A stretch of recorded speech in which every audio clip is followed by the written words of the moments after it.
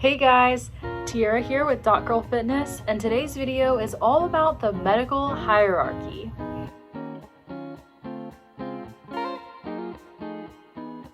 Before we start, I'd like to say that this video is meant to show the hierarchy in the medical field for those on the path to becoming a full-fledged, completely certified, practicing physician. And it's also important to keep in mind that regardless of wherever you fall in the hierarchy, we're all very important and vital members of a medical care team. And we all work together as equals, bringing together our strengths and skill sets so we can work together as a team to provide the absolute best care for our patients. And where we fall in the medical hierarchy just shows what capabilities and skill sets we're actually bringing to the table. So with that in mind, let's get right to it. First in the hierarchy are the medical students. If you'll remember from one of my videos from a few weeks back, it's at the third year of medical school where you become an integral part of the medical care team. It is most definitely a learning environment where you are learning from the resident physicians, all of the ancillary staff involved, as well as from the supervising physician, also known as the attending. But at the same time, you are also a part of that medical care team, and you are providing the care that you can at that stage in your medical career. You are referred to as a student doctor when you are first introduced to patients.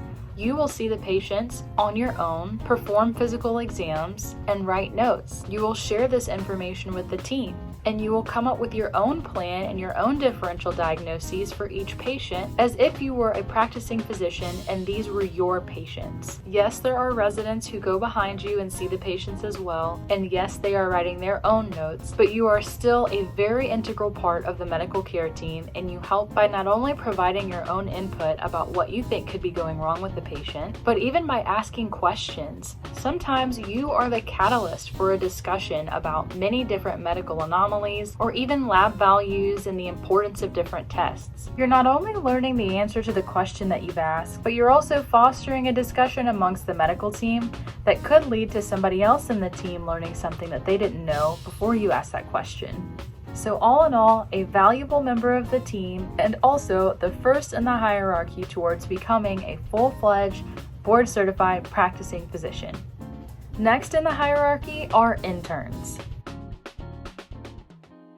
If you'll notice, I did not say residents, but specifically interns, because they are on their own playing field in the hierarchy. Interns fall into a very unique category because they are new doctors having just graduated from medical school. They have a lot of medical knowledge, but they're still working on that clinical knowledge from the perspective of a doctor. Even from year 1 to year 2 of residency, there's such a vast growth in your knowledge base that interns really should fall into their own category on the medical hierarchy. An intern does fall higher on the hierarchy list in comparison to a medical student because they are actually a doctor, but there is still so much to learn as an intern transitions into the upper level years of residency that in that first year, they have a specific skill set that they're just working on throughout the year as they prepare for the upper level years. Many people say that interns tend to do a lot of the grunt work, but from my perspective, interns do a lot of the work that's necessary to help prepare you for those upper level years of residency.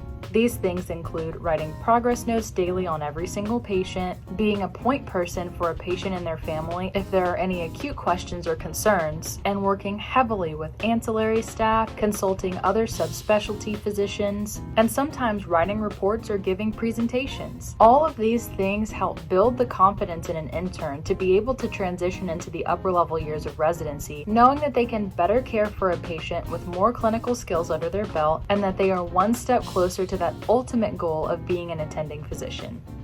Next up in the hierarchy is an upper level resident. Now, the definition of an upper level resident is really dependent on what residency specialty you're going into. If you're in a 3-year program, you may be considered an upper level by your 2nd year. Or if you're in a 5 to 7 year program, it may not be until your 4th or your 5th year of residency until you're considered to be an upper level resident. Much of the time, the job of an upper level resident is to oversee the team. If a team consists of 3 interns who each split the number of patients on a team list, list. The job of the upper level resident would be to oversee all of the patients on that list, check in with the interns about every single patient and make sure that they're doing everything they need to be doing to best care for that patient, and to provide guidance and feedback to the lower level residents about how they can improve their patient care. This is really helpful for lower level residents because you always have somebody looking out for you who can immediately help you with anything going on that you have a question about or a concern about. It's also helpful for the upper level resident because providing that guidance and feedback is in a way acting as a mini attending. It's an excellent way for the upper level resident to realize what it truly takes to transition from the stage that they are currently in to the stage where they want to be. Next up in the hierarchy are the chief residents. The concept of chief residents is also unique to not only the specialty that you're in, but also the program that you're in. Some residency specialties and programs consider all of the residents in their final year of residency to be chief residents. Other programs and specialties consider those residents who stick around for an additional year and who are chosen through a voting process by their peers and the upper level faculty and staff to fulfill the role of a chief resident for 1 year following their normal residency course. So they will have finished a residency and then continue it on for 1 additional year as a chief resident. Being a chief resident means you hold quite a bit of responsibility. From the perspective of a chief resident being someone who is chosen by faculty and staff and spends an extended time in residency just to fulfill this role, those chief residents spend a lot of their time doing administrative work and seeing what life would be like as a practicing attending who works in academia and has to manage not only the administrative side of things, but also what it means to be on the wards and practice as a physician. These chief residents work heavily not only with one small group of residents, but with all of the residents within a residency program. For the programs who consider all of their residents to be chiefs once they are in their final year of residency, what they will usually do is split amongst those chief residents those administrative tasks, and so each chief resident will be responsible for some major task within the residency program as a whole. For example, one chief resident could be responsible for all of the scheduling for all of the residents in the entire program. Can you imagine how much time and effort that must take? Another chief resident could be responsible for helping all of the residents in the program get tapped into a research project according to their liking. Regardless of what role you play as a chief resident, the purpose of being a chief resident is to have one more step in the level of responsibility that will help you transition into the next stage of being an attending. If your residency program or specialty does not require you to be a chief resident, you can graduate residency without ever becoming a chief resident. Being a chief resident is not only a large responsibility, but also an incredible honor. And not only does it look great on your curriculum vitae or resume, but it also prepares you tremendously for the next step in your career. The next step in the hierarchy is a fellow. As I mentioned in that same video from a few weeks back, a fellowship is an additional training that you can do after residency if you would like to specialize in a specific subspecialty. A fellow has completed residency and they are now spending additional time learning more about the subspecialty that they would like to practice in for the rest of their career. A fellow is higher on the list than a resident because they've actually completed their residency training, but they have a little bit more training to go and a few more tests to take before they can be considered a full-fledged board-certified practicing physician in that subspecialty. They are a great addition to the team because they know a lot not only about the residency program that they just completed, but also about the field that they are very passionate about. That passion really comes out when they work with residents and medical students, and in my experience, I've learned so much from fellows as they explain concepts in even more detail as they go along in their journey towards their subspecialty career. And last but certainly not least is the ultimate goal of everybody in their medical career, which is to reach that final status of supervising physician or an attending.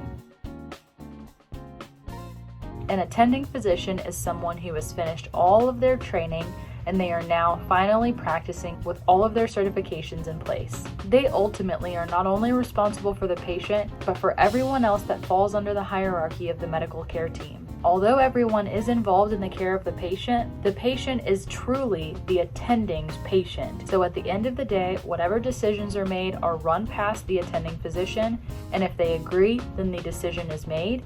And if they don't agree, then they will provide an alternative, and that is the ultimate decision that is made for that patient's care. Attendings also provide guidance, feedback, and a lot of education to everyone on the medical care team. And in addition to the education they give, they also provide a lot of wisdom, or what we call clinical pearls, that they've gained along the way to becoming that attending physician. Although the ultimate goal is to eventually reach the status of an attending physician, it's always important to keep in mind that the journey is never over, and even as an attending physician, you learn each and every day from whatever new medical advances are made, whatever research projects these attending physicians are involved in, and most importantly, from each and every patient that they care for. Well guys, that's it. We've gone through the entire medical hierarchy, and I hope now you better understand where each member of this medical care team falls along their journey to starting their career as a practicing physician. Where do you fall in the medical hierarchy? How close are you to achieving your goals of becoming a practicing physician? Make sure to let me know in the comments below. If you liked this video, make sure to give it a big thumbs up. If you have any questions or want to chat, make sure to let me know in the comments below. And if you like videos on medicine, lifestyle, and fitness, then make sure to subscribe to my channel. I'll see you next time.